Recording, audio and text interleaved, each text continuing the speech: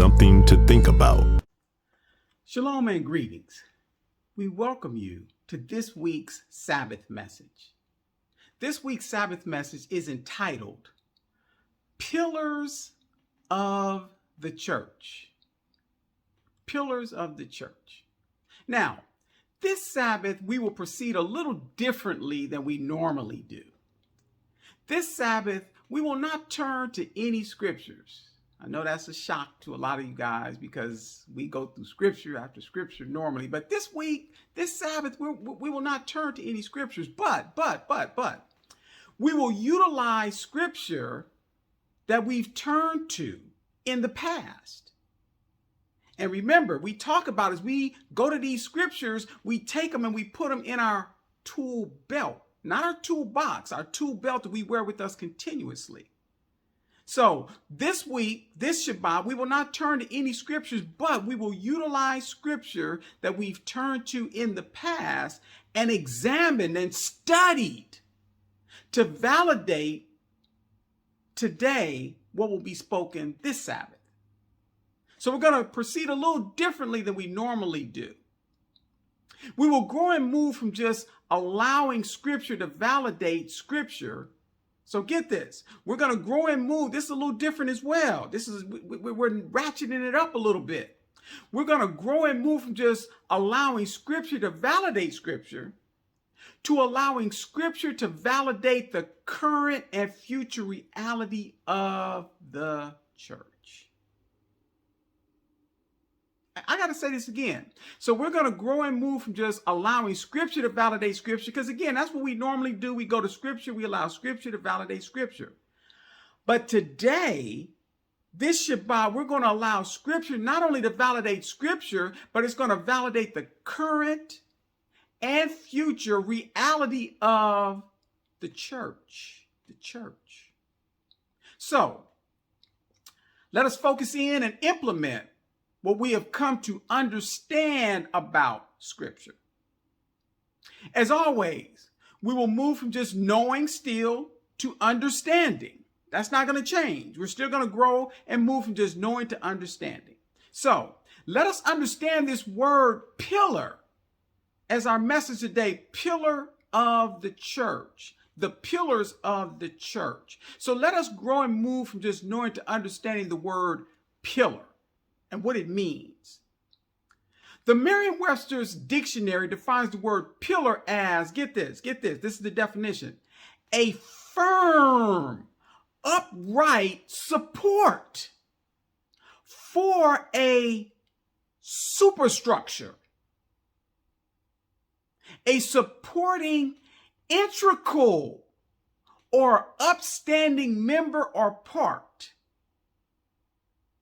A fundamental, get this, and this is really what we want to focus in, a fundamental precept. So that's the definition of the word pillar from the Merriam-Webster's dictionary. A firm, upright support for a superstructure, a supporting, integral, or upstanding member or part, a fundamental precept. So from this definition, let us take away a pillar is a firm, upright support for a superstructure, an integral part and or member, as well as a fundamental precept needed to support a superstructure. So this is what we want to take away from this definition of the word pillar.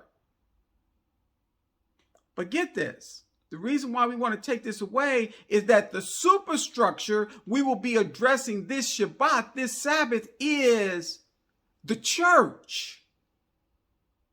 The superstructure we'll be addressing this Sabbath is the church. Yes, the church is a superstructure.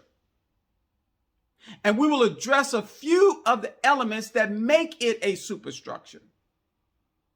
We will be applying the understanding of the word pillar that we just got, that we just shared. This is what we'll be applying, the understanding that we said, this is what we want to take away for the word pillar that we just shared to each of the pillars of the church that we're going to cover today. It should also be applied, though. Don't just stop there.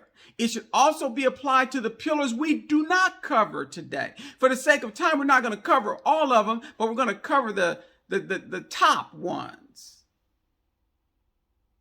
Before we begin to cover the pillars of the church, it is important to understand that the origin of the church is actually the Roman Catholic Church. I'm going to say this again. It's important to understand that the origin of all churches that exist is actually the Roman Catholic Church. All Christian churches are a spinoff from the Roman Catholic Church. And all, for the most part, have the same pillars that we will cover today. This is of significant importance because it uncovers who is behind and responsible for ordering and strategically putting the pillars in place. I'm going to say this again. It's of significant importance that we understand that the origin of all churches is the Roman Catholic Church because it uncovers who is behind and responsible for ordering and strategically, surgically putting the pillars in place, revealing who is actually the head of the superstructure called the church that the pillars support. So we're going to reveal who is actually the head of the superstructure.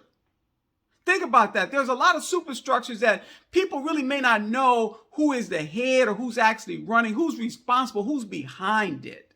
But today, we're going to reveal who is actually the head of the superstructure called the church that the pillars support. Okay, so with that, let us move to the first pillar or integral part and or member, fundamental precept that supports the superstructure of the church. And it is the word Christian and or Christianity. So the first pillar we're going to address is the word Christian and or Christianity. Now we start with the word Christian and or Christianity because the definition of the church in the Merriam-Webster's dictionary is defined by Christian. So again, making it very transparent as to why we're starting with the word Christian and or Christianity, because in the Merriam-Webster's dictionary, the word church is defined by Christian. So it's the definition of church. The definition for church in the Merriam-Webster's dictionary is, get this, a building for public and especially for Christian worship. That's the definition of the word church.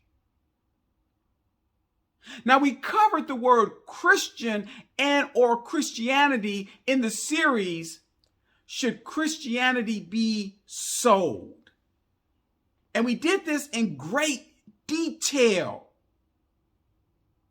and allowed Scripture to interpret Scripture to clearly show that the term Christian / Christianity does not represent Yeshua's followers, disciples, and believers. So we allow Scripture to interpret Scripture to clearly show in the series, Should Christianity Be Sold?, that the term Christian and or Christianity does not represent Yeshua's followers, disciples, believers. We pointed out in Scripture during the series, Should Christianity Be Sold?, in the book of Acts, chapter 11, verse 26, that the people of the church, the ecclesia, the called out ones, the definition in the Greek of what it actually is, so that the people of the church, the ecclesia, the called out ones in Antioch of Syria, get this. This is what it says in Acts chapter 11, verse 26, were originally identified as disciples.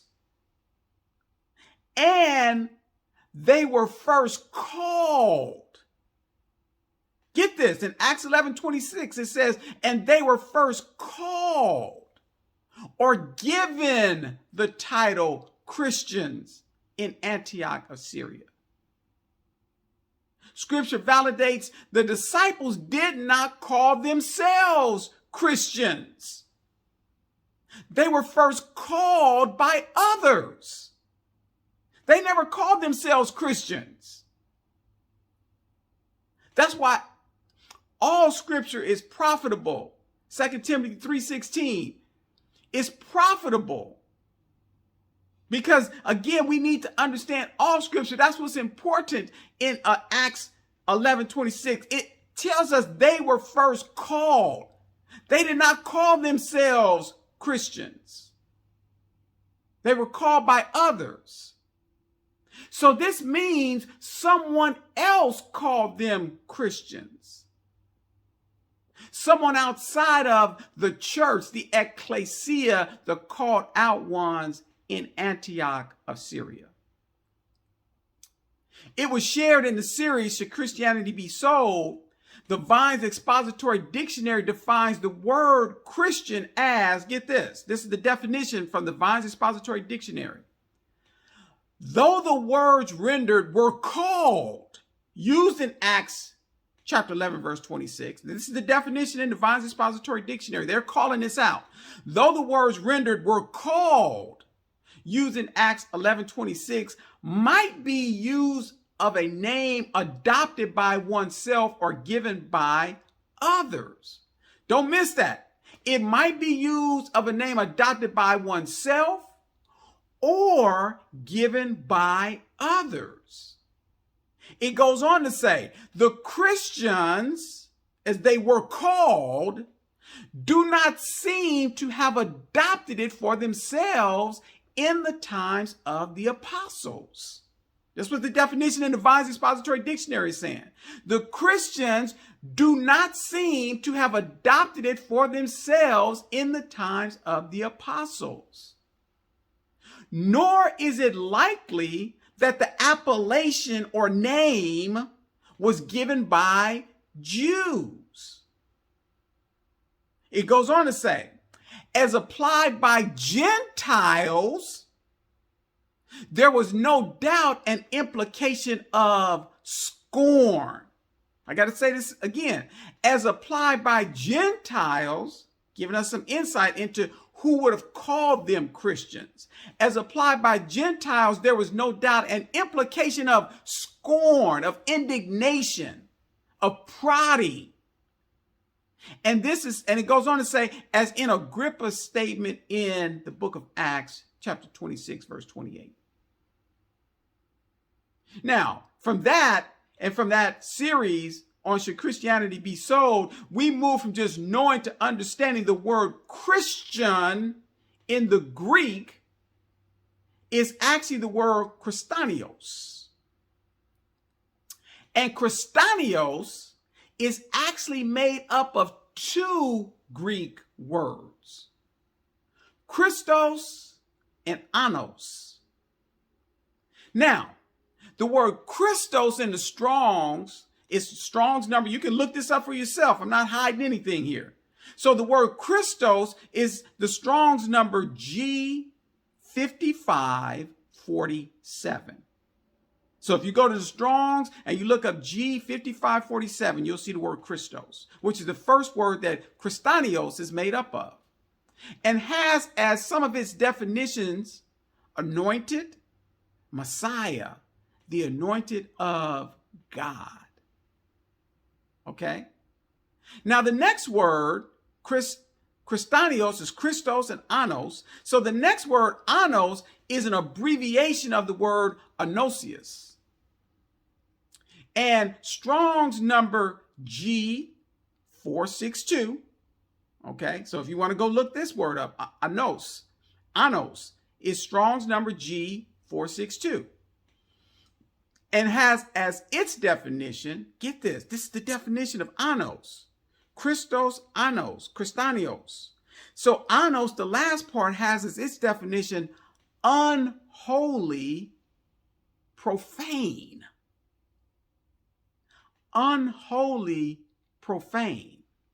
So it's revealing, and we did this in detail in Should Christianity Be Sold in that series, revealing the word Christian that is first introduced in the New Testament / covenant Greek. That's a Greek word. It was never used before in the Old Testament / covenant, which is written in Hebrew Chaldee.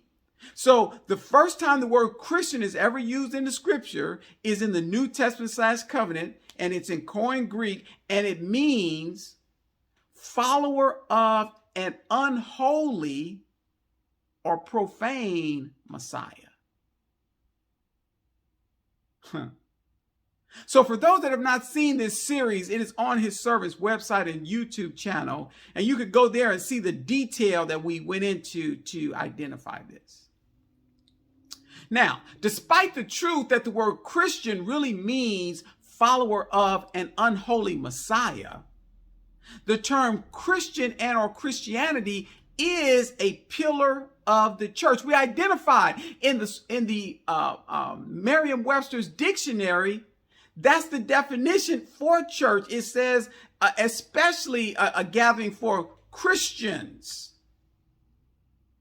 So despite the truth that the word Christian really means follower of an unholy Messiah, the term Christian and or Christianity is a pillar of the church.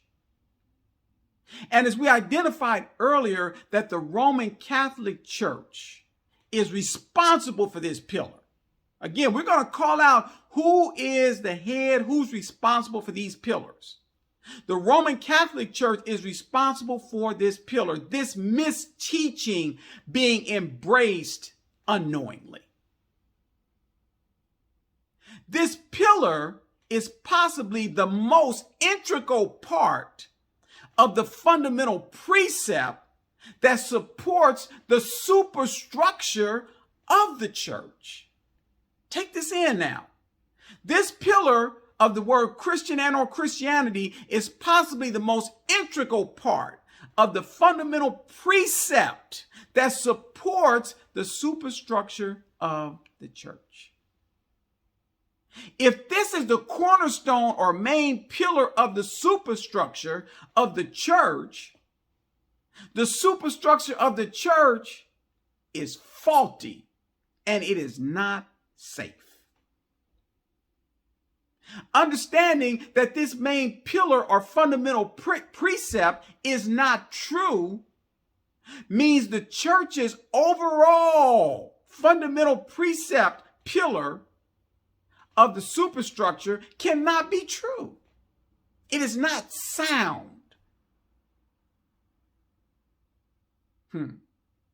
Let us move on to another pillar or integral part. Remember, our message today, the pillars of the church. So we're going to go through a couple here.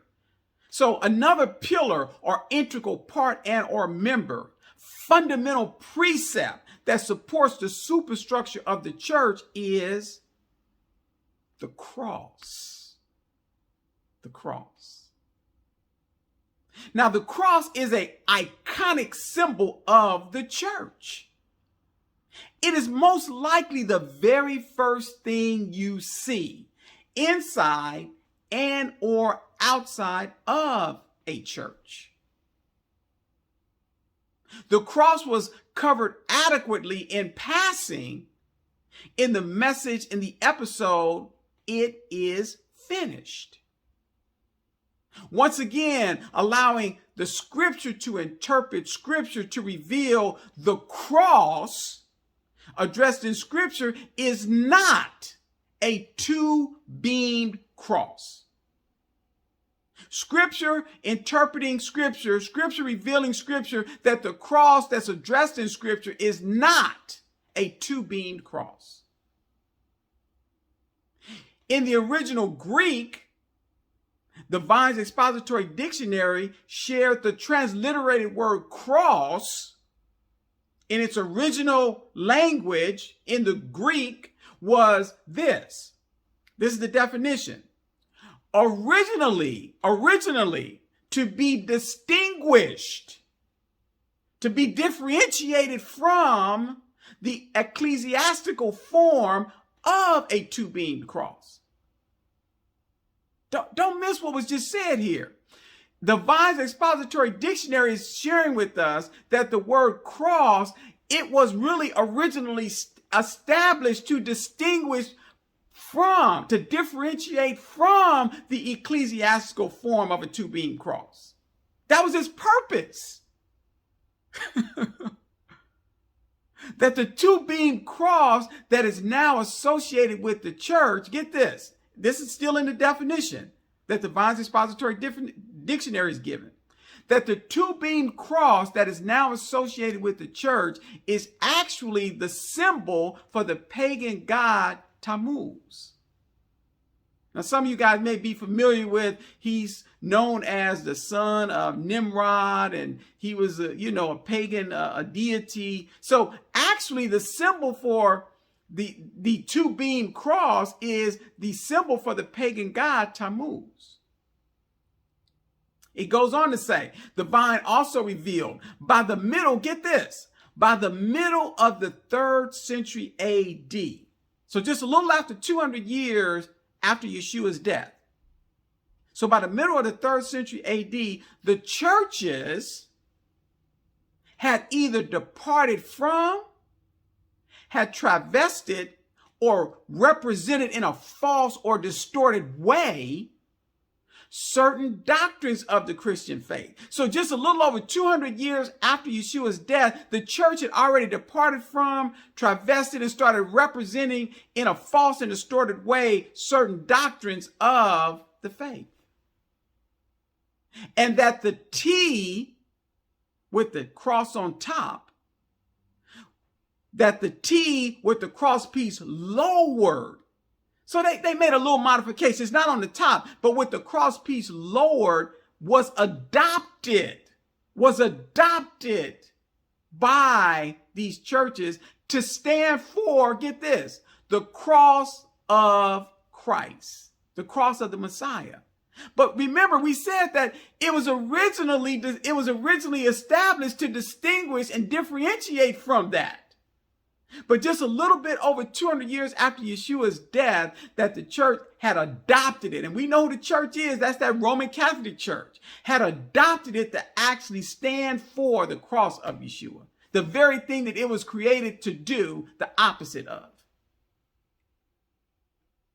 Now, for those that have not seen the message or episode, It Is Finished, it also is on his servant's website and YouTube channel. And you can go and see again, even though we did it in passing, we did a very thorough explanation of that. Even though the scripture specifically identifies Yeshua was crucified on a single stake. Let me say this again. And again, we identified this in real clear fashion in the message and episode It Is Finished, that the scripture specifically identifies Yeshua was crucified on a single stake. But even though the scripture specifically identifies this, the two-beam cross is the superstructure pillar of the church. Go figure.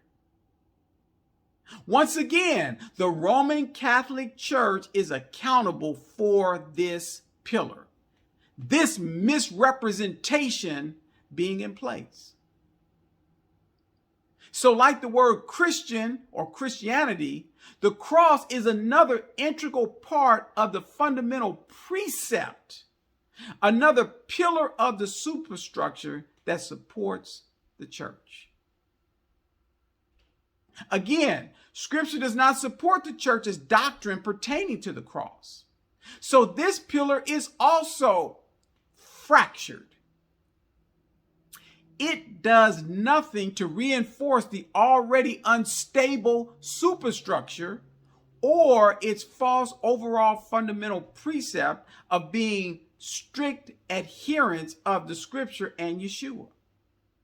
It does nothing to support that the church and their precept that they're strict adherents of the scripture and Yeshua. Let's move on and look at another pillar of the church. Remember, that's our message today. Pillars, plural, of the church. And we're going to cover a couple. Sunday worship is also a pillar or integral part and or member, fundamental precept that supports the superstructure of the church. Now, Sunday worship is observed by the majority of churches, with minimal exceptions like the Seventh-day Adventists. But it is not supported by Scripture. Sunday worship is not supported by Scripture. This was validated and corroborated in detail in the series Worshiping the Sabbath According to Scripture. That the true Sabbath, Shabbat, is from Friday evening to Saturday evening. This is true in both the Old Testament / covenant, as well as, I'm going to say this again, as well as in the New Testament / covenant.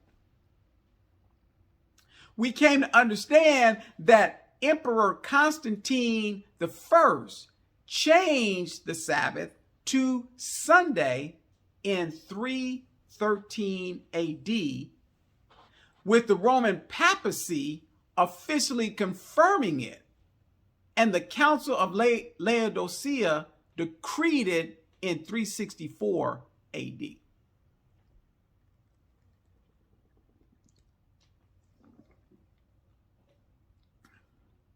Also, we grew from just knowing to understanding that the Roman Catholic Church removed Scripture. I got to say this again. So in the series, Worshiping the Sabbath According to Scripture, we grew from just knowing and understanding that the Roman Catholic Church removed Scripture from the New Testament / covenant Scripture, removing the word Sabbath in several significant scriptures and replacing it with the phrase, the first day of the week. Now, in that series, Worshiping the Sabbath According to Scripture, we grew from just knowing to understanding in the Greek, which is the language, again, the New Testament / covenant was originally written in.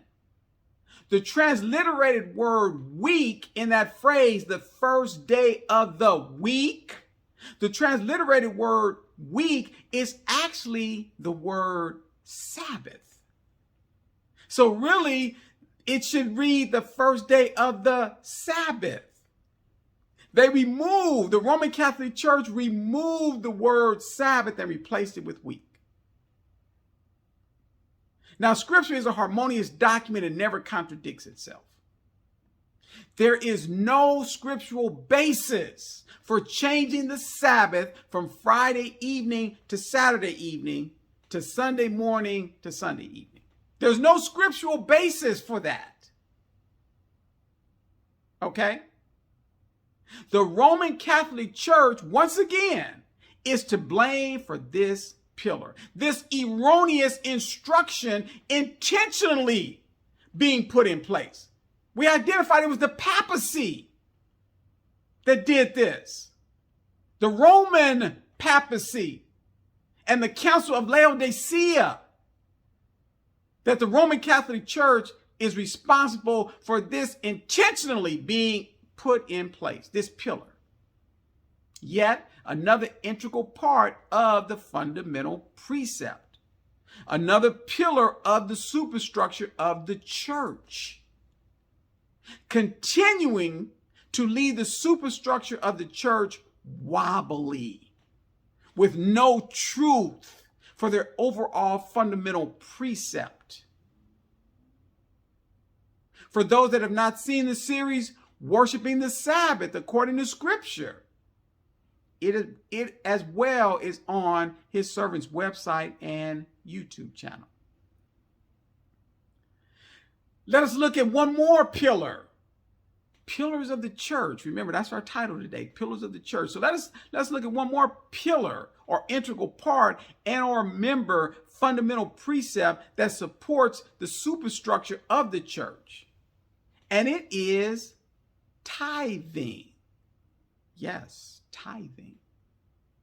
The church teaches and instructs,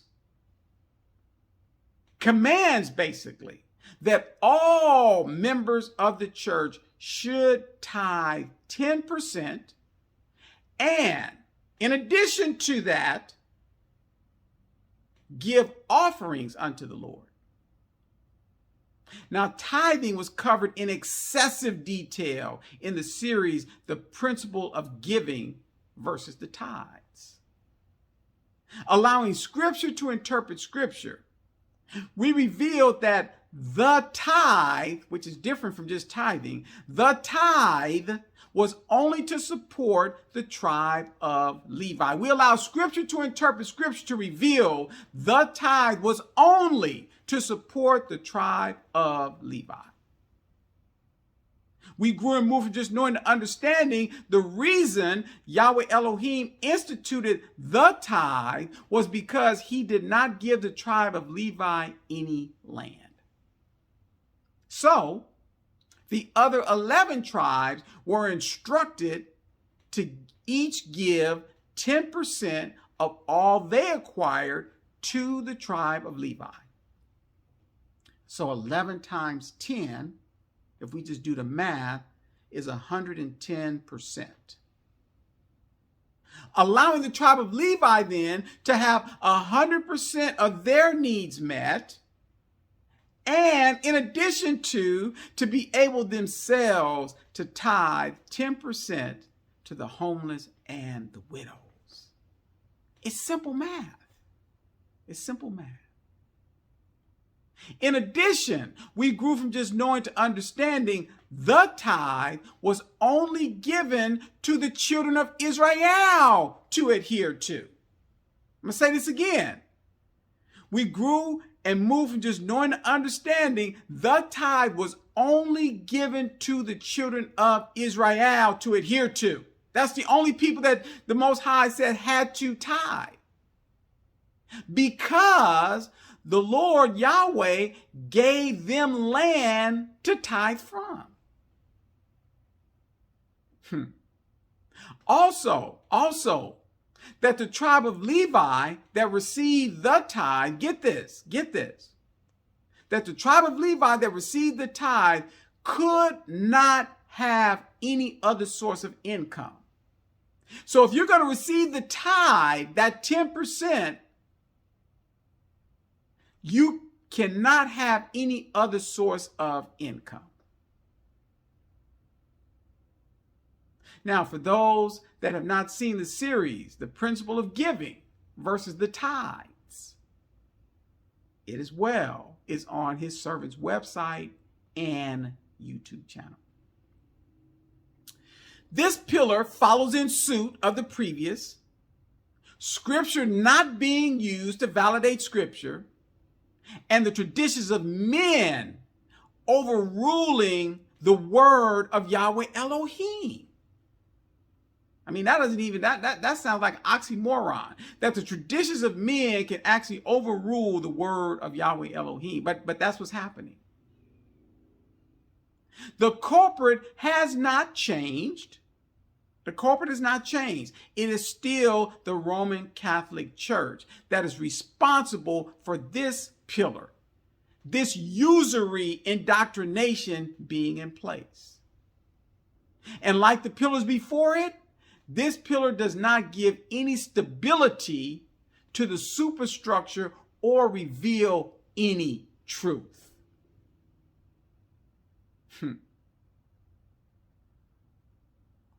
Pillars of the church.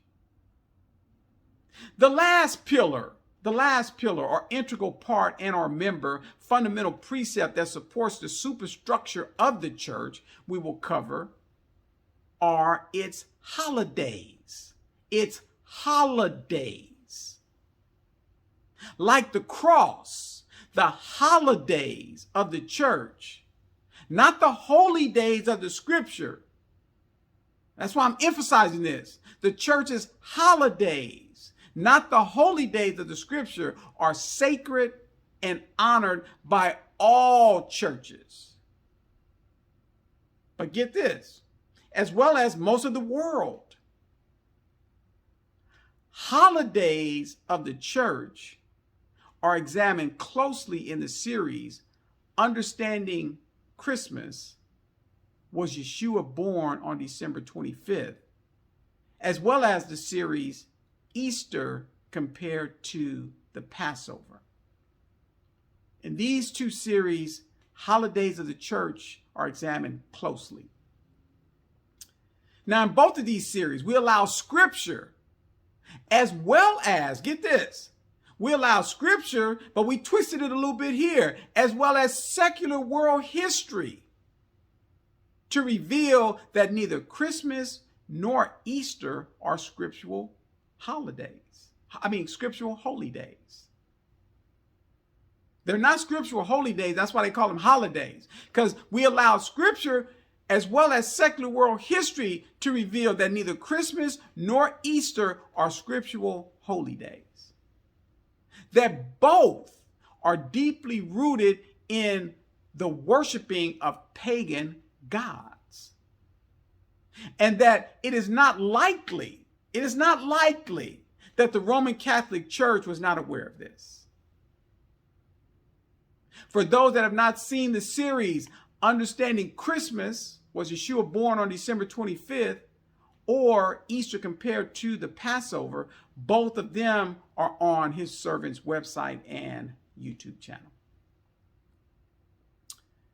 We now have another pillar that is not based in or can be validated by Scripture, and is actually in direct opposition to what the Scripture teaches.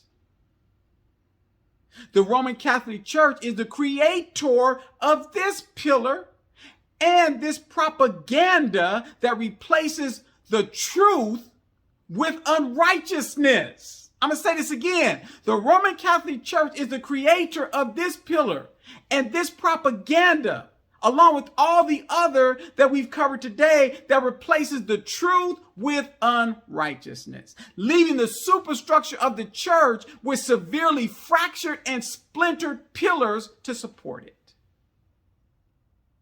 and all of its fundamental precepts void of any truth. We have now come to understand that these pillars, or integral parts and fundamental precepts of the church, are not based on or substantiated by Scripture. And we're just going to stop here for sake of time. This is not the end all. This isn't a comprehensive list.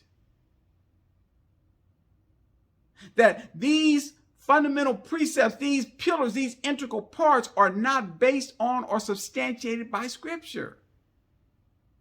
This reveals to us that the superstructure of the church, which was started and is still today maintained by the Roman Catholic Church, has produced nothing to support it. That the fundamental precepts that it proposes are not built or established from scriptural truth. So it should not be a mystery as to why all of the churches are in the position and condition they are in today. Remember, all Christian churches, remember this, are a spinoff from the Roman Catholic Church. The Christian church, the Christians, let me say this, the Christian church, the Christians, the Christian nations, and the Christian government superstructures have no support. They have no pillars. Now, that being said, this is the perfect opportunity to share why we always call ourselves the ecclesia. We don't call ourselves a church or a part of the church. We call ourselves the ecclesia. We want clear separation from the Christian church. With this understanding, let the ecclesia, the called out ones, use the pillars that were established by the word, which is the superstructure that was instituted by Yahweh Elohim. That's to be the differentiation. That should be the distinguishing characteristic from the ecclesia and the church. That let the ecclesia use the pillars that were established by the word, which is the superstructure that was instituted by Yahweh Elohim. Always being mindful of staying within the scriptural pocket of the word by being obedient and following the teachings and instruction of the word. This is what the ecclesia, the Greek word for church, that's who really it was talking about in Acts 11, the ecclesia, not the church that we know today. It was established and instructed by Yeshua to do. This is what they were instructed by Yeshua to do, is to be obedient, following the teachings and instructions of the word. We examine the origin of the church and its predecessor in the series, Understanding Who is the Church. For those that have not seen the series, Understanding Who is the Church, it as well is on his servant's website and YouTube channel. In closing, Yahweh Elohim has called out his ecclesia, which means in the Greek, the called out ones. That's what ecclesia means, the called out ones. So Yahweh Elohim has called out his ecclesia from out of the superstructure of the unsupported church.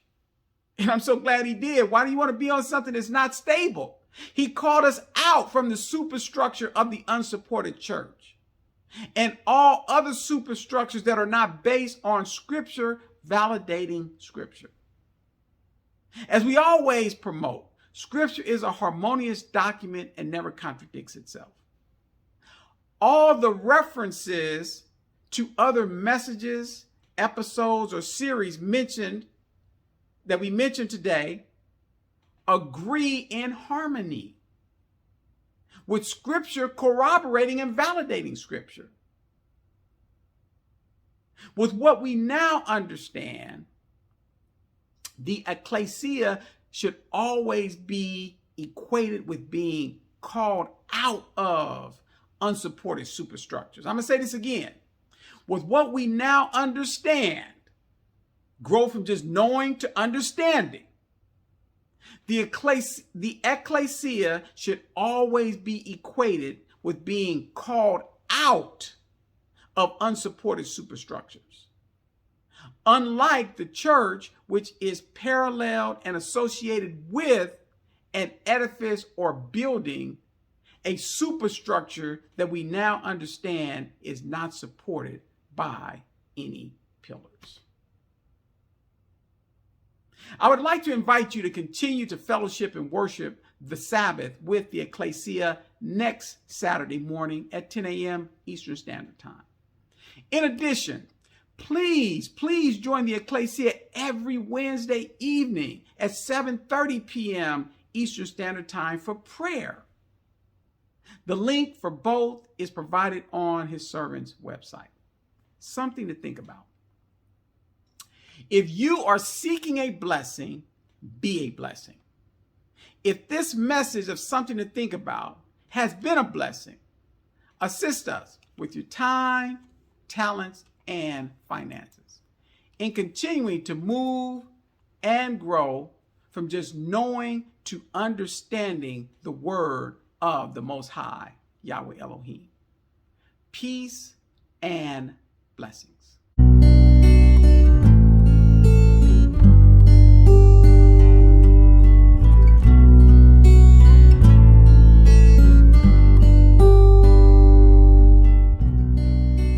His servant encourages you and prays that you will continue with him on the journey of growing and moving from just knowing to understanding the word of the Most High, Yahweh Elohim.